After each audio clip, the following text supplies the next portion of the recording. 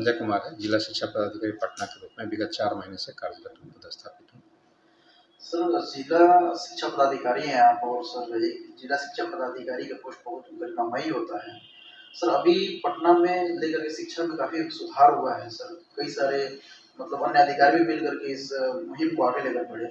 Sir और आगे क्या है अपने पटना जिला को लेकर कुछ संदेश क्या है? देखिए, शैक्षणिक सुधार हमेशा होते रहता है, शैक्षणिक परिवर्तन हमेशा होते रहता है। शनैः-शनैः हम आगे बढ़ते हैं और मुझे लगता है कि लगातार हम गुणवत्तापूर्ण शिक्षा प्रदान करने के लिए कटिबद्ध हैं, संकल्पित हैं। हमारे अधीनस्थ जो भी पदाधिकारीगण हैं, मैं और हमसे बड़े पदाधिकारी, सारे के सारे लोगों का एक ही उद्देश्य है, विद्यालयों में जो बच्चे उपस्थित होते हैं, जो नामांकित होते हैं, उनको जो बेसिक जानकारी होनी चाहिए, उसके अलावे और भी जो जानकारी होनी चाहिए, वह उनको मिले। और शिक्षक भी हमारे काफ़ी टैलेंटेड हैं और वो अध्ययन करके जाएँ, तो ज़्यादा अध्यापन बढ़िया से कर पाएँगे। सर हालाँकि शैक्षणिक व्यवस्था में कई सारे लेवल होते हैं, जैसे कि प्राइमरी हो गया, इसी तरीके से मिडिल हम लोग देखे हैं, इसी तरीके से हायर हो गया, कॉलेज हो गया। सर और कुछ क्या ऐसा लग रहा है कि शिक्षा में कुछ ऐड होनी चाहिए, जो कुछ जैसे आप भ्रमण करते होंगे, कई सारी जगहों पे आप जा रहे होंगे, कई सारे बच्चों के बीचों-बीच आप जा रहे होंगे। सर क्या कुछ नया बदलाव को कुछ ऐसा लग रहा है क्या? पाठ्यक्रम तो एक जनरलाइज़ चीज़ें हैं कि उसमें एक आयु और एक उम्र के हिसाब से, मतलब वर्ग के हिसाब से पाठ्यक्रम बने होते हैं, तो वो उनको पढ़ना होता है। लेकिन इसके अलावा मौलिक रूप से देखा जाए तो नैतिक मूल्यों का स्थापना, मतलब नैतिक मूल्य उनमें जाए।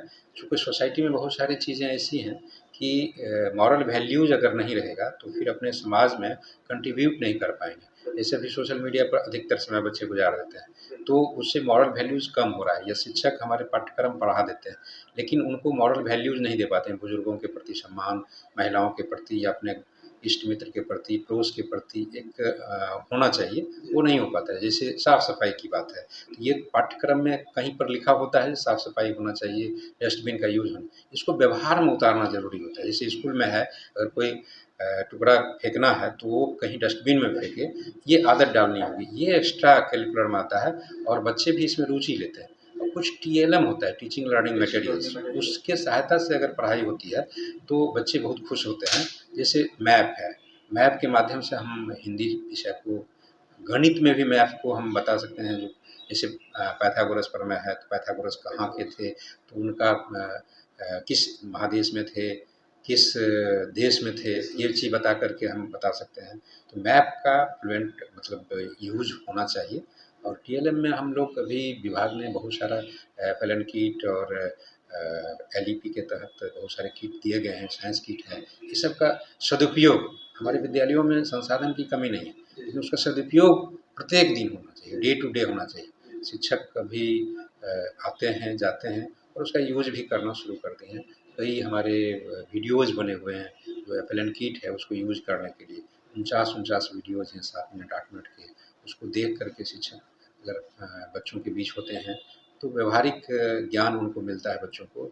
टच स्क्रीन कोई चीज़ होता है, जैसे टच स्क्रीन से चीज़ें सीखते हैं, तो हमारा आईसीटी लैब वगैरह है, उसमें माउस क्या है, कर्सर क्या है, इन चीज़ों की भी जानकारी। सबसे बड़ी अच्छी बात है कि पहले मतलब डिजिटलाइज़ का यूज़ नहीं किया जा रहा था, लेकिन अभी हर एक विद्यालयों में बच्चों के लिए हालाँकि लैब की व्यवस्था किया जा रहा है।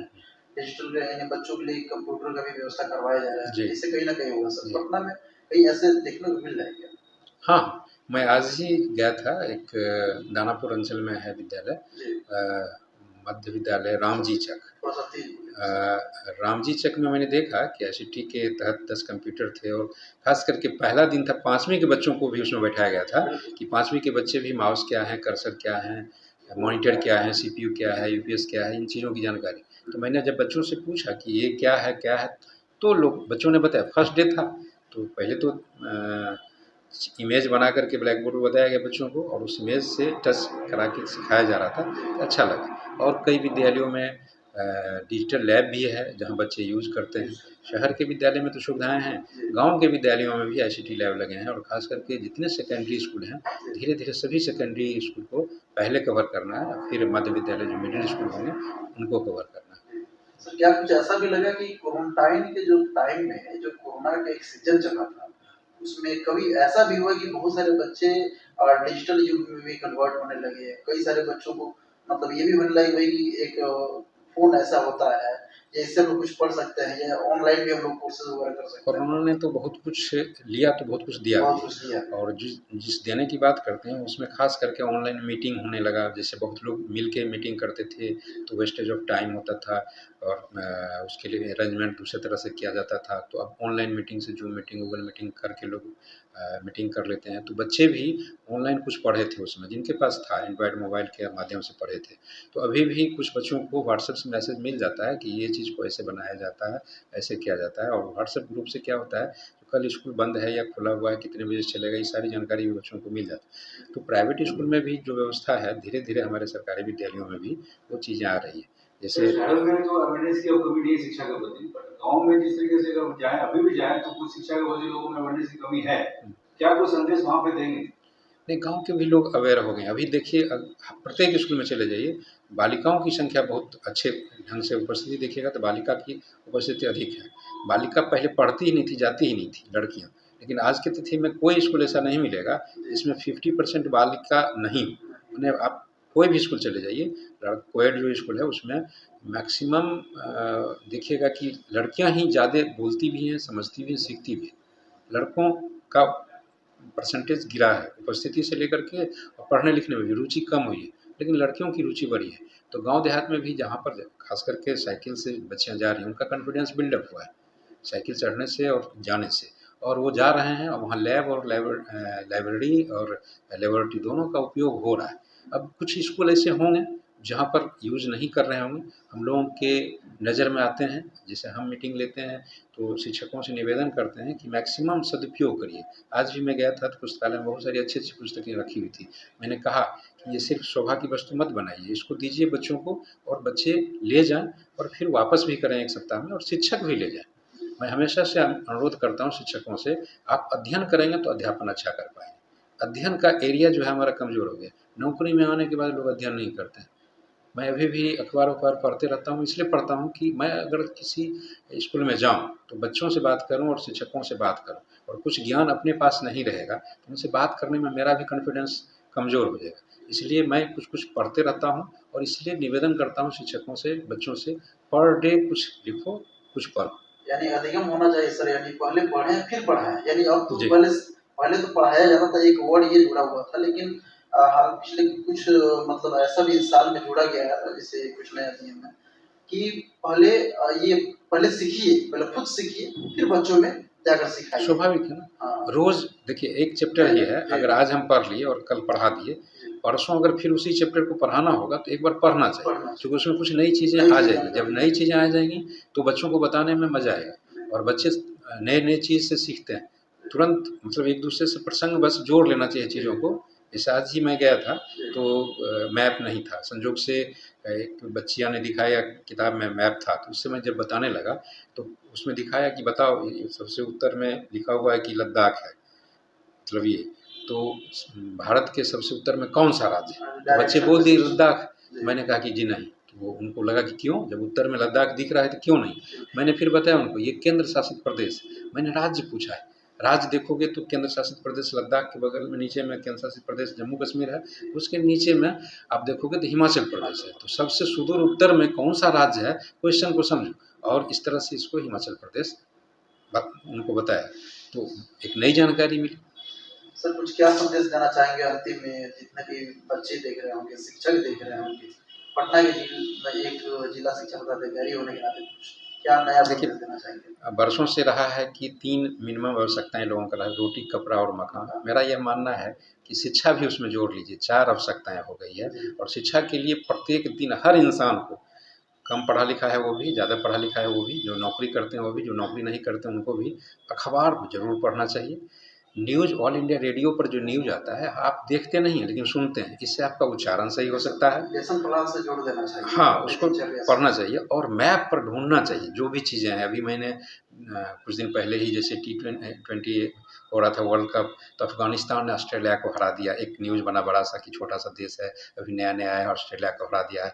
तो आप देखिए अफ़गानिस्तान कहाँ है, ऑस्ट्रेलिया कहाँ है। तो इसको रटने की ज़रूरत नहीं पड़ेगी, समझदारी से समझ जाइएगा कि एशिया कंटिनेंट में है, ये ऑस्ट्रेलिया में। उसी तरह से और भी चीज़ें, दक्षिण अफ्रीका कहाँ है, केप टाउन में पानी का हाहाकार मचा हुआ, हमारे बेंगलुरु में भी ऐसा है। तो बेंगलुरु को देखिए भारत के नक्शा में, अपने इंडिया बिहार में भी कहीं पानी की दिक्कत है तो ये भी देखिए। इन चीज़ों को देखना ज़रूरी है और सभी को जोड़ के देखिए। जो भी इंस्ट्रूमेंट्स बॉक्स है, हमारे शिक्षकों के लिए भी हथियार है, map, Atlas, globe, dictionary, instrument box, shooting के लिए ग्राफ भी इस्तेमाल पेपर। कर सकते हैं। हाँ। सर एक इम्पोर्टेंट क्वेश्चन है हुँ। सर, तो अभी के दौर में सभी के हाथ में फ़ोन आ चुका है। स्टूडेंट की बात करें तो 50% से अधिक स्टूडेंट के हाथ में फ़ोन आ गया है। सब मोबाइल से कनेक्ट हो जा रहे हैं, कुछ मैसेज है देख तो लेते हैं, बहुत अच्छी बात है। लेकिन सर इसका क्या प्रभाव पड़ेगा आने वाले समय में? क्योंकि कई छात्र जो गाँव से बिलॉन्ग करते हैं या शहर से होते हैं, मोबाइल से जुड़ते हैं तो जुड़े ही रह जाते हैं। बात सही है, तो एडिक्ट इसको नहीं होना पॉजिटिव है। वे में भी देख सकते हैं, नेगेटिव वे में भी देखा जा देखिए सकता है। आदत नहीं होनी चाहिए। हर घर में बच्चे जब एक बार जाते हैं, आप हम भी अगर देखते होंगे, कोई चीज़ देखने लगते हैं तो सीरीज़ में 10 मिनट, 15 मिनट, 20 मिनट, आधा घंटा लग जाता है। लेकिन ये तो संकल्प होना चाहिए लोगों को कि हम एक ख़ास टाइम के लिए ही मोबाइल यूज़ करें। अभिभावक को भी इसमें मदद करने की आवश्यकता है बच्चों को, कि आप ज़्यादा देर तक मोबाइल पर नहीं रहो। मैं एक उदाहरण देना चाहूँगा, एक एग्ज़ाम्पल देना चाहूँगा कि एक समबाहु त्रिभुज होता है जिसके तीनों भुजा बराबर होता है और तीनों कोण बराबर होता है। और एक मैं अपना बनाया हूँ जीएसटी, वो गुड्स एंड सर्विस टैक्स नहीं, वो तो है वित्त विभाग का, लेकिन मैं बनाया हूँ जी से गार्जियन, एस से स्टूडेंट और टी से टीचर। तो इस त्रिकोणमिति के त्रिभुज में, जो समबाहु त्रिभुज है, उसमें एक जगह जी रखिए गार्जियन, एक जगह एस रखिए स्टूडेंट और ऊपर में टी रखिए टीचर। गार्जियन का मतलब माता पिता, स्टूडेंट का मतलब छात्र छात्रा और टीचर का मतलब शिक्षक शिक्षिका। इन तीनों की एक जिम्मेवारी बनती है बराबर की, वो 33.33%। और गार्जियन को भी अपने बच्चों के प्रति लॉयल होना चाहिए कि हमारे बच्चा स्कूल जा रहा है, आ रहा है, होमवर्क कर रहा है, नहीं कर रहा है। और गार्जियन को उनको पोशाक या इंस्ट्रूमेंट बॉक्स या स्टेशनरी, बुक्स वगैरह अवेलेबल कराना चाहिए। जो सरकार के स्तर से निःशुल्क शिक्षा में 1 to 8 के लिए मिलता है तो मिलता है, 9 से 12 के लिए उनको खुद उपलब्ध कराना होगा। और बच्चे को भी अपने माता पिता की बात माननी चाहिए और उनको भी उनके कहे हुए चीज़ों को अपनाना चाहिए और उनको थोड़ी मदद कर देनी चाहिए। मदद क्या करनी चाहिए, घर में कुछ चीज़ें हैं, अपना हुनर भी तो ठीक करना है। तो हम अगर मान लीजिए टेबल को साफ़ कर लिए या घर में बिछावन को बिछा लिए तो एक हुनरमंद भी हो गए और माँ बाप को सहयोग भी मिल गया। इसके बाद टीचर को भी बताने की आवश्यकता होगी गार्जियन को कि आपका बच्चा तैराकी में अच्छा कर रहा है, आपका बच्चा इंजीनियरिंग में अच्छा करेगा, आपका बच्चा मैथमेटिक्स अच्छा बना रहा है तो इंजीनियर बनेगा, या फिर ह्यूमैनिटीज़ ग्रुप में है तो आपका बच्चा वकालत भी कर सकता है या कुछ पढ़ के अच्छा कर सकता है, जिस फील्ड में जाए। तो ये गार्जियन को बताने के बाद गार्जियन को मन में आएगा कि टीचर हमारे हमें बता रहा है। और फिर टीचर को बच्चे के साथ भी वैसा ही ट्रीट करना चाहिए, तुम ये कर सकते हो, वो कर सकते हो। और बच्चों को भी टीचर के प्रति लॉयल होना चाहिए कि टीचर हमारे जो बता रहे हैं वो सही बता रहे हैं, समय पर आना है, समय पर जाना है, खेल कूद करना है, सारी सर गतिविधियाँ। एक अंतिम तीनों मिल करके अगर करेंगे तो एक अच्छा शैक्षणिक क्रांति हो सकती है और सामाजिक क्रांति भी सर इससे एक हो अंतिम सकता है। क्वेश्चन है मेरा कि सर जिस तरीके से प्राइवेट विद्यालयों में यानी निजी विद्यालयों में जिस तरीके से पीटीएम कराया जाता है, पेरेंट्स टीचर मीटिंग होता है, सर क्या इस तरह की के मतलब गवर्नमेंट में भी इसी तरीके से, क्योंकि सारे लोग तो गवर्नमेंट से ही सीखते हैं, सर क्या लग रहा है कि इस चीज़ को बढ़ावा देना चाहिए? हाँ, अभी देखिए प्रत्येक शनिवार को बैगलेस डे होता है। 1 to 8 के कक्षाएँ जो हैं उसमें बैग लेके नहीं आना है और आपको कई गतिविधियाँ होती हैं, सुरक्षित शनिवार है और अन्य कार्यक्रम होते हैं, सांस्कृतिक कार्यक्रम होते हैं। इसी दिन पीटीएम भी होता है, अभिभावक शिक्षक की गोष्ठी भी होती है और उसमें चीज़ बताई जाती है। लेकिन अभी भी अभिभावक थोड़ा-सा मतलब हेजिटेशन में रहते हैं, लगता है कि दूसरा काम घर का कर लेंगे, कहाँ जाएँगे। तो मैंने अपने शिक्षकों को मीटिंग्स में बताया है कि क्लास वाइज़ कर दीजिए ताकि ज़्यादा संख्या नहीं हो और आप उनसे रूबरू हो सकें। तो कई विद्यालय से ये मुझे सूचना है कि लोग पीटीएम कराते हैं शनिवार को। जैसे किसी शनिवार को 2 कक्षा का है, क्लास 1 और 2 का है, दूसरे शनिवार को 3 और 4 का है। इसी तरह से चारों शनिवार में सर हमारे एक जाते-जाते एक अंतिम सवाल ये है कि क्या लगता है सर आपको, व्यक्तिगत है ये, क्या लगता है आपको कि अभी भी शिक्षा में कुछ कमियाँ हैं जिसको दूर करने की योजना बन रही है? नहीं, कमियाँ बस जागरूकता की है। मतलब अवेयरनेस है कि हम जो चीज़ और उपयोग का है, सदुपयोग का है, 2 ही चीज़ की कमी है। अवेयरनेस की गार्जियन जैसे मतलब बच्चों को सही समय पर नहीं भेज पा रहे हैं, या उसका लेखा जोखा नहीं ले रहे हैं कि हमारा बच्चा कुछ सीख भी रहा है कि नहीं सीख रहा है, और जो हमारे संसाधन हैं विद्यालयों में उसका संपूर्ण में उपयोग नहीं हो रहा है। लैब है तो उसका ढंग से उपयोग नहीं हो पा रहा है, मैं उस पर काम भी कर रहा हूँ। लाइब्रेरी है तो उस सभी किताबों का ढंग से उपयोग नहीं हो रहा है। मतलब ये 2 कमियाँ हैं जिस पर हम लगे हुए हैं, जागरूकता भी और उपयोग भी। बहुत बहुत शुक्रिया सर, बहुत थैंक बहुत यू, धन्यवाद सर, थैंक आपने यू, संदेश थैंक दिया यू। इसलिए आपका बहुत बहुत